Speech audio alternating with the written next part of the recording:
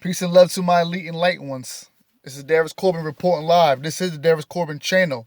This will be part 2 of the untold story of the Virgin Mary. Now, for y'all watching who took the time out your busy schedule to watch part 1, I thank you. I gave you a lot, and the 27-minute time frame that I had, that was on purpose. I gave you a lot to work with in a 27-minute time frame, but that was on purpose. Because if you was tuned in, you got a lot in the short amount of time that I was giving you the information. But part 2, this evening, I got time today, so we're going to take our time. We're going to break it down, do a recap on some of the things we talked about on part 1. Like the fact that the Virgin Mary wasn't just some young, unaware mother who was chosen to carry the seed of God. She wasn't no whore. She wasn't no prostitute out in the street just having babies. She was chosen since a little girl. This is predestined. She was chosen to carry the seed of Christ. We found out that she came from a priesthood, a brotherhood, She came from a brotherhood, and that brotherhood was called the Essenes. And shoot, I even took you back to the Tat brotherhood back in Egypt in the days of Akhenaten.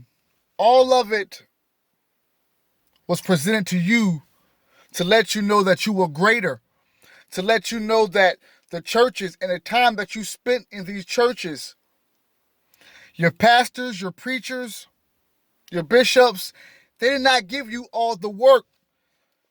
They did not give you all the spiritual work that is needed for you to graduate, elevate, and go to a higher gnosis of enlightenment in this coming age of the Aquarius.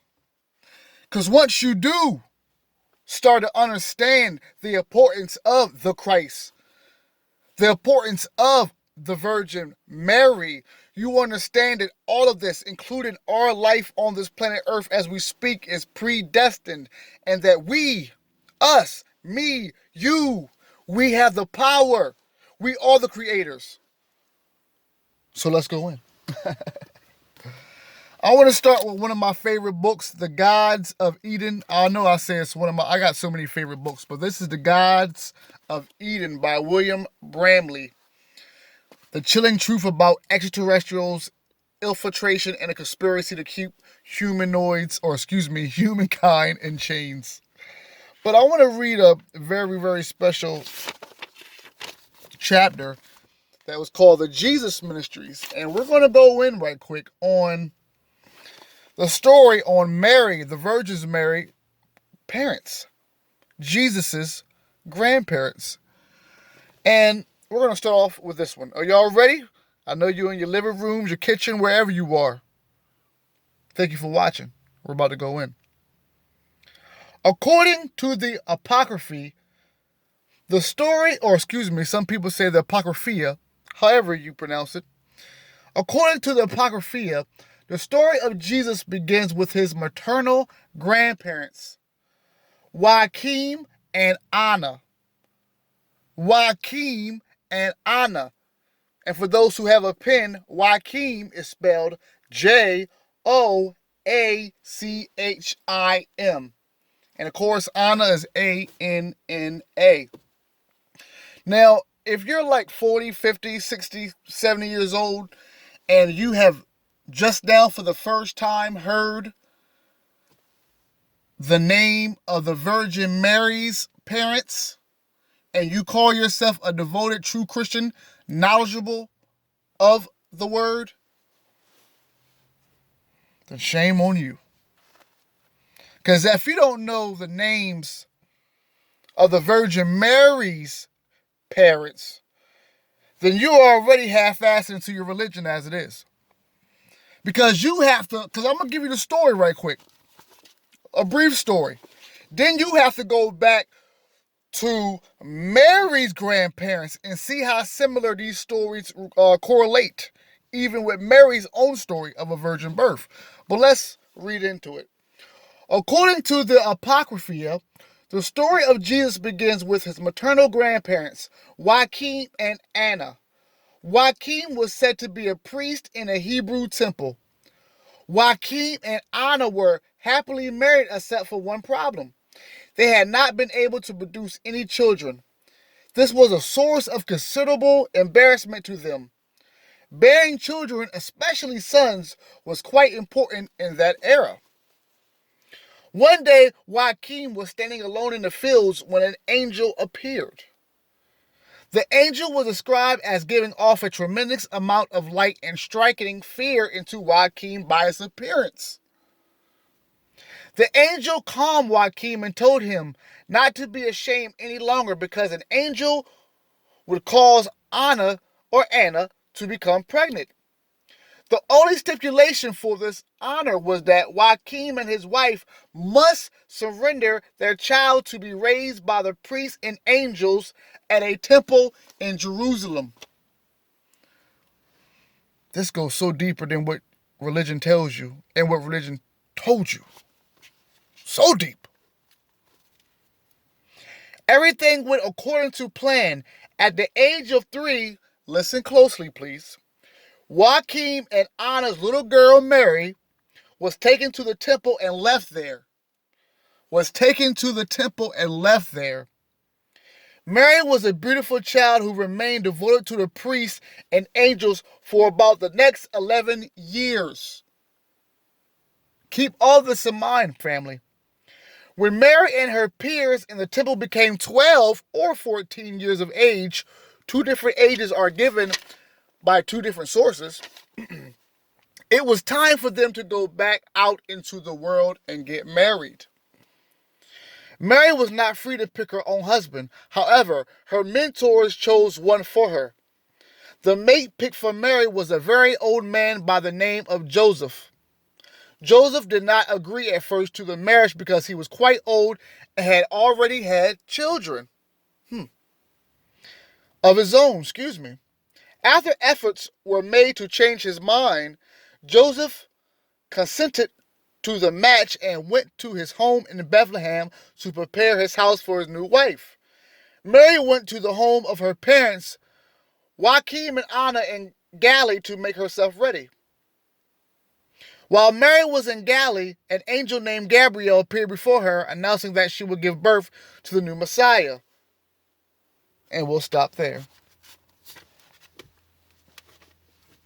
I got time today. Now, for my ones who watched part 1, I want you to go back to part 1. And if you remember me telling you that from a very young age, the Virgin Mary was chosen to be the sacred vessel, the womb that carried the Christ that was coming into this world, that needed to come into this world after cosmic wars and battles occurred. For my church family, we say we keep faith. We say we believe.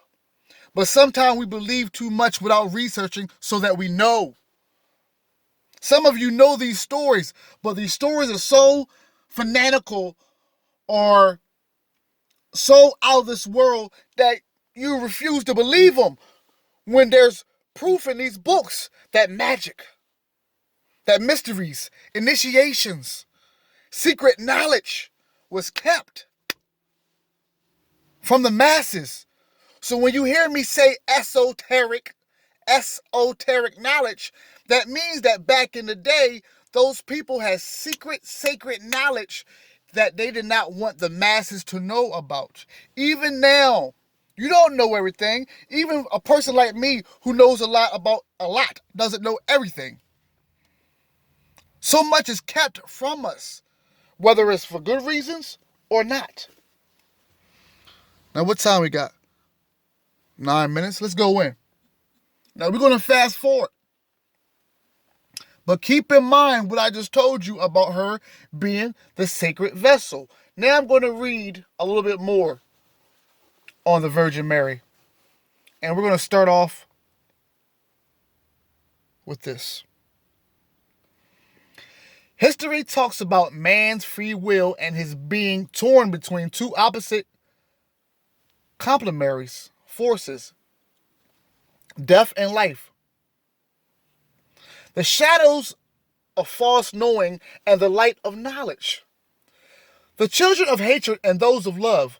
The one who was called the virgin because of her inner purity, her mastery, and her own divine wisdom was a woman who made the scales of history lean towards the side of the children of light. Now, I'm going to read that again with more seriousness and more purity so you can understand what I'm about to read to you. History talks about man's free will and his being torn between two opposite complementary forces, which is death and life. The shadows of false knowing and the light of knowledge. The children of hatred and those of love.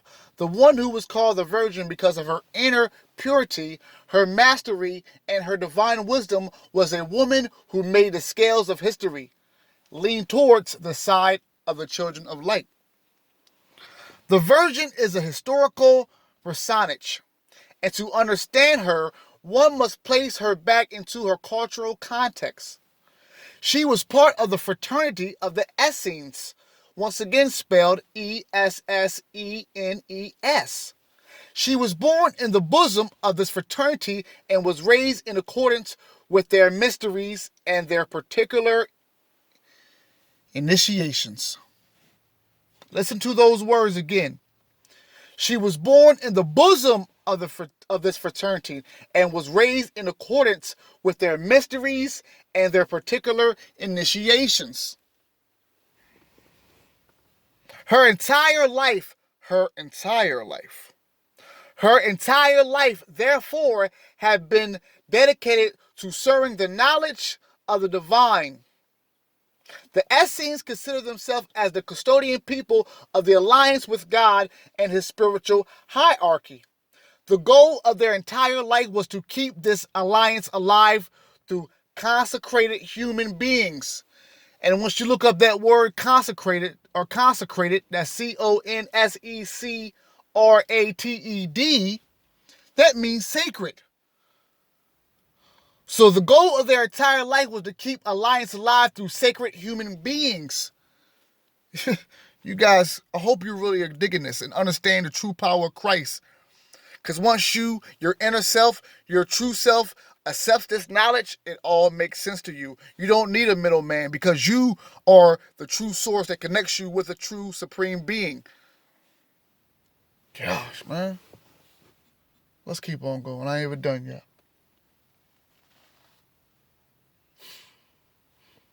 I ain't done yet. The goal of these mysteries, let me make sure I don't fast forward. Here we go. This alliance was as real for them as fire, air, water, or earth. This alliance was as real for them as fire, air, water, or the earth are for us. I'm going to read that one more time so it sounds perfect coming out. This alliance was as real for them as fire, air, water, or the earth are for us. Now, in this physical world, we know how important those elements are to us. So we can imagine about that alliance. Just as a contemporary man can verify the accuracy of the earth's fertility, just as a contemporary man can verify the accuracy of the earth's fertility by planting a seed in it and watching it grow, an Essene could ascertain the reality of the alliance through the celebration of the mysteries. The goal of these mysteries was to form prophets, that is, beings capable of sensing, feeling, or knowing the spiritual world and the will of the eternal Father. Now listen, for those who watched part 2, y'all remember me saying that the Essenes worked outside of Jerusalem, right outside of Jerusalem. So those people in Jerusalem wasn't really giving too much of attention back in those days to the Essenes, because they were a small group that was all about keeping the true gnosis pure.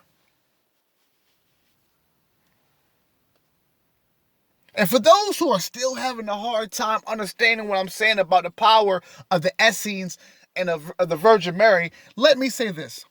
And to my sisters, I always appreciate you and my fellas. But to my sisters, imagine this, if you will. You're in a relationship. Anybody. We're not trying to, have a battle of the sexes here. But to my women, I want you to listen to this. Imagine being in a relationship with a toxic partner. Imagine being in a relationship with a toxic partner. You end up being with that person to the point now that you become impregnated by the seed that person has given you. While that seed is in your womb and this toxicity, this toxic stuff keeps going on as that baby is in your womb growing. Everything that happens outside that's toxic, outside of the baby, is going right inside of that baby. All the cussing, all the beating, all the abuse, physical, verbal, whatever it is, will end up developing inside of that baby in your womb. Now, imagine the opposite. Imagine you with a partner who loves you truly, appreciate you for who you are, appreciate you mind, body, and soul, and is connected with the Christ energy. You two are together. You two come, and every day is prayer, every day is manifestation, every day is meditation, the practice of prana, the true secrets of Christ's energy. And then you guys conceive a baby. And while that baby is in your womb, you guys will continue giving love, giving purity, giving happiness, giving joy. This is what that baby is feeding on now. So when that baby comes out, it is blessed with the power of Christ. Do you understand? Now imagine two people back in those times that didn't have to worry about all this food that's killing us. Didn't have to worry about all the chemtrails. Didn't have to worry about all the fluoride. Didn't have to worry about all the toxic stuff that's in our body now. Parasites. Not like it was now, not like it is now. Imagine them being so pure, family, that they could bring, and I'm talking about Mary and Joseph, bringing, with the knowledge that they had, bringing this pure soul into this planet by using Mary's sacred vessel, her sacred body that she preserved with pureness and purity and love, true love of the divine. See, now we got something powerful here. So now you are starting to understand the stories of avatars. Listen, I know some of y'all feel me out there. If nobody else do, I know my elite enlightened ones do. We're in the age of Aquarius. You cannot let this half-mind teachings and preachings of what pastors and bishops and people in church who just want to shout a bunch of nothings tell you what you should wear and how you should look in a temple that is supposed to be meant for God. When you do your own work and you do your own research, you will see that you need to go to no church because you are the temple.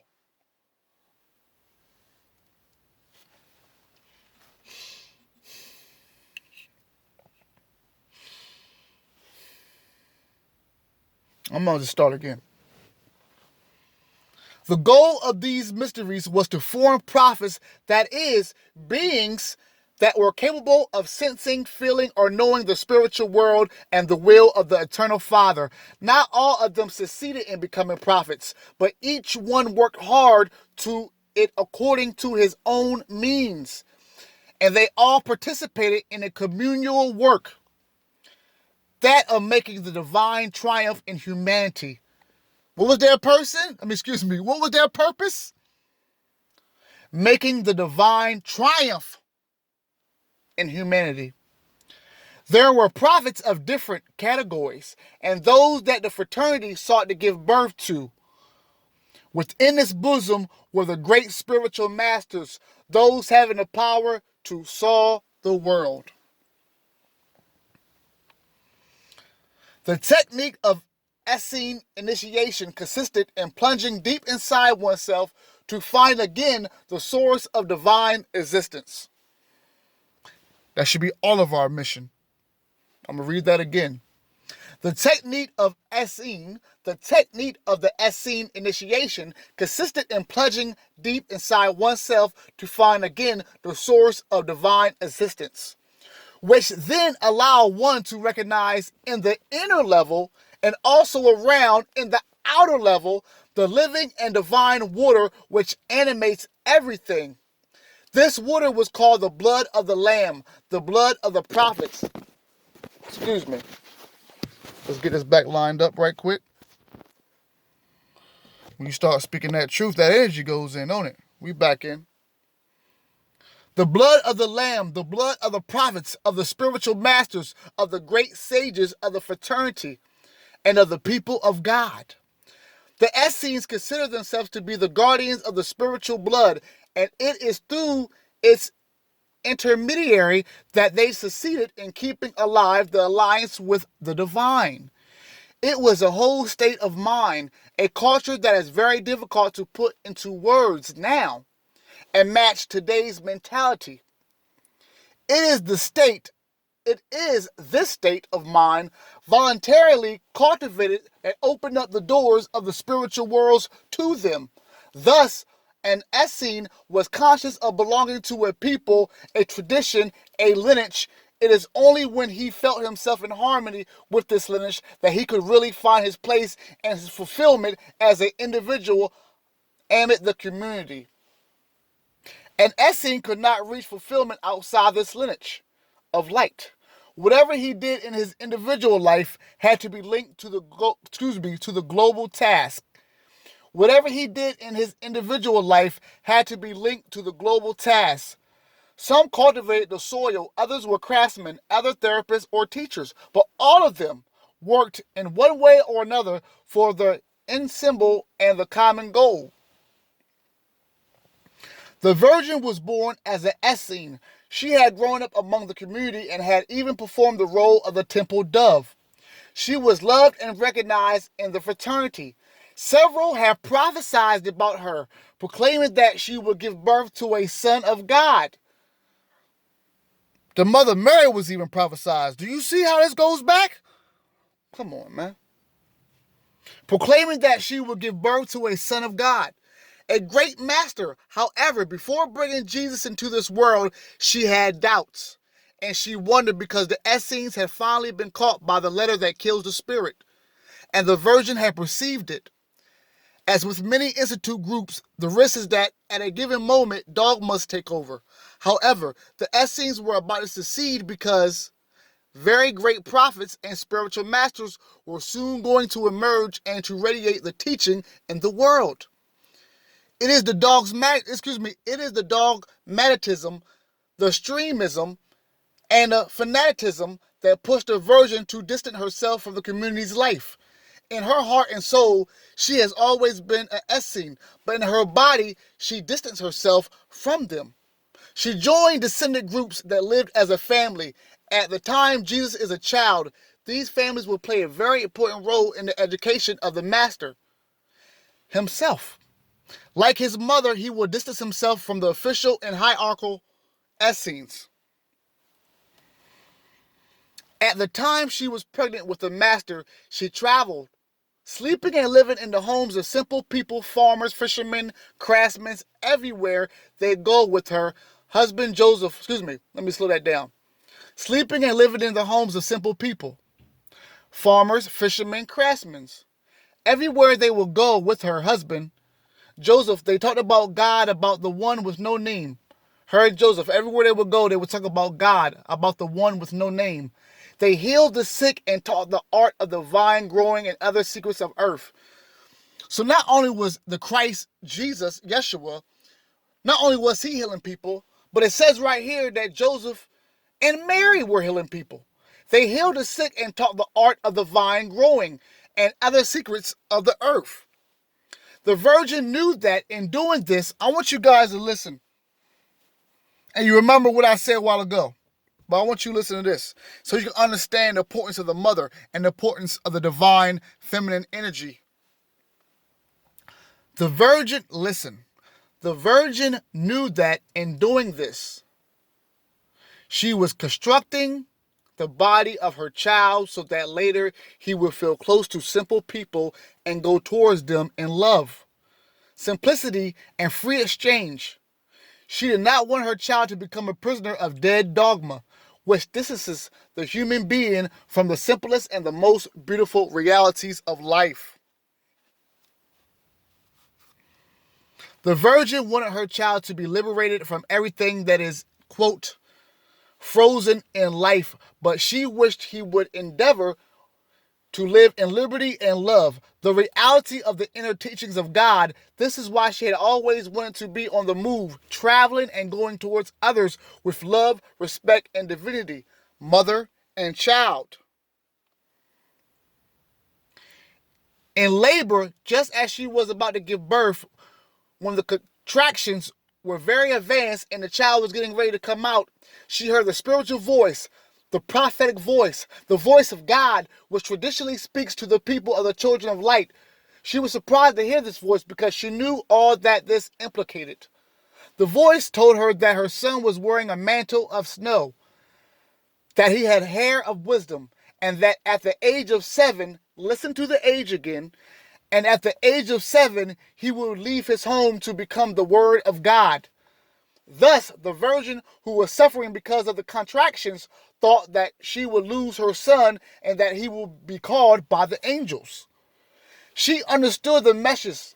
Her son was an Essene, and his life was consecrated. His life was consecrated to God. Remember, consecrated means sacred, sacrificed. The mantle of snow was the white robe of the brothers and sisters of the order. The hair of wisdom was the sign of the alliance of the Essenes. The age of 7 represented the supreme degree of initiation that only the very great masters could successfully pass through in order to consciously unite themselves with the angelic hierarchies and the divinity. It is in this state of mind with great lucidity and a sublime love that she consecrated her child to God. At the very moment he came into the world in this way, she accomplished the ancient rite and the secular vow of the Nazarites. Jesus was born as an Essene, and the Virgin from that moment deployed her will so that he would receive the education and the transmission of the spiritual laws issued by the fraternity. This is how, at the age of 12, he was able to astonish all the priests of the Temple of Jerusalem. Nevertheless, she made sure that he was educated by a descendant and non-dogmatic branch of the fraternity. In fact, there was 2 Essene communities, one external and official, and the other more internal and quiet. One finds the same aspect in Christianity. On one side, there is the Church of St. Peter, which takes care of the external side and which is very dogmatic and rigid. And on the other side, the Church of St. John, which seeks in liberty and love to live Christ's teachings from the inside. And we're almost done with part 2. This will of the Virgin to remove Jesus from the external community was very difficult to live with because that community wanted to gain possession of the child for reasons that are very easy to understand. So even the group that she came up with and Jesus came up with wanted to use Jesus for their own personal gain. See what time we got right here. Now listen, I'm going to read more. Maybe on part 3. But you got part 2. You got part 3. Family, I just need you to understand what time we're living in the age of Aquarius. And how vital it is for you to know this stuff about stuff that you thought you already knew about with the Virgin Mary and Christ.